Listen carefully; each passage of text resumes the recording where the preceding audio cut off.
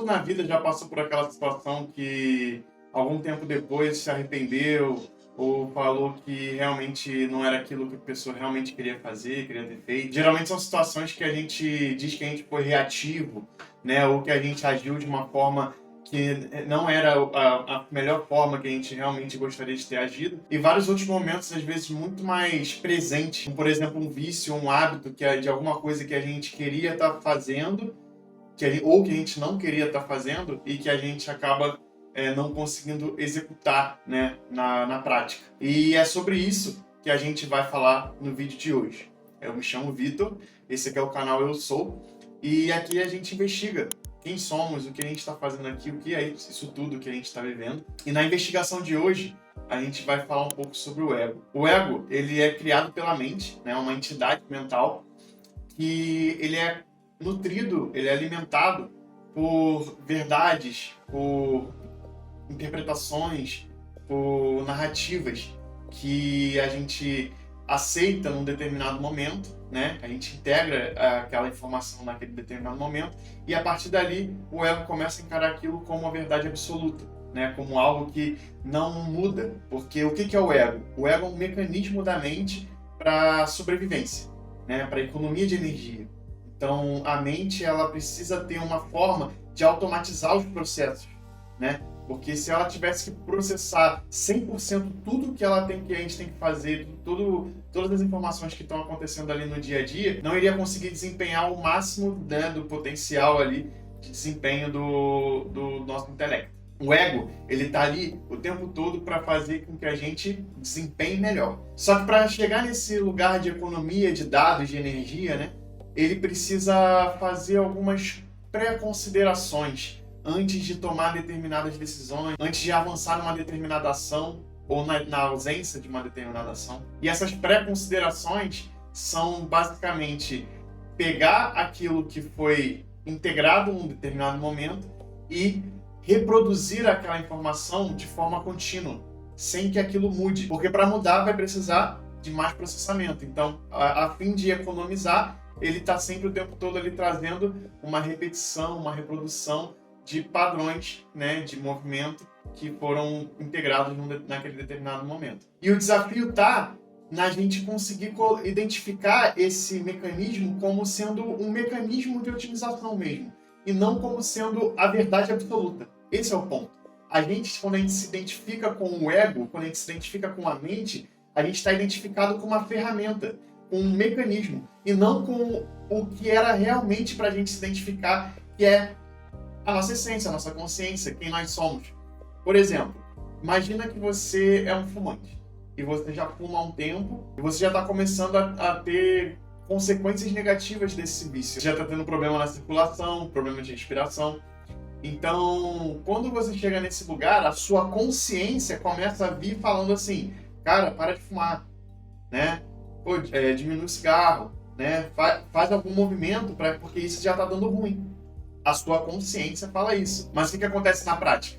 Na prática a gente tem dificuldade de parar, né? E aí as pessoas falam, é por causa do vício, é por causa da química, da nicotina e tal. Na prática mesmo, o que pega?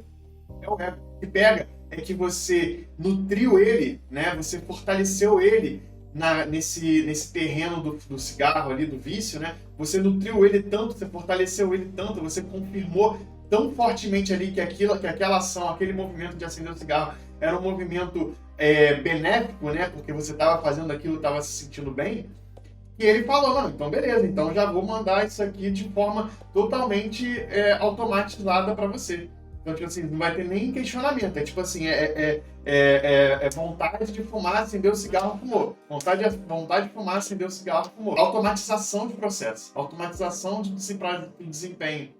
Né? Você não precisa pensar em tomar decisão, você só faz, não pensa. E aí, quando esse ego está muito fortalecido e você está identificado com ele, você fala, vou fumar. Mas quando você acessa a sua consciência, você já sabe ali que tem uma vozinha falando, já era para ter parado, né? Mas você não para. E aí é onde mora o desafio, né?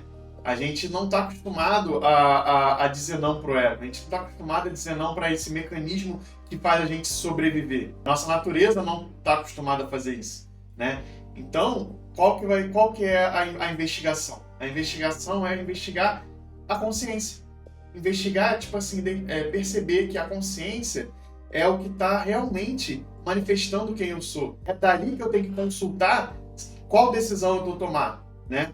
E se a minha consciência, ela falar, não, pode fazer no automático, aí eu faço no automático. Mas se quando eu acesso a consciência eu sentir uma manifestação que é contrária ao ego, é contrária a essa automação mental, eu preciso saber identificar que, peraí, a minha consciência é a comandante do barco aqui. A minha consciência é que vai saber a melhor forma, não é o meu ego. Meu ego vai saber como otimizar. Agora, se essa otimização é o que cabe melhor ali naquela determinada situação, naquele determinado momento da minha vida, ele não tem esse potencial de discernimento, né?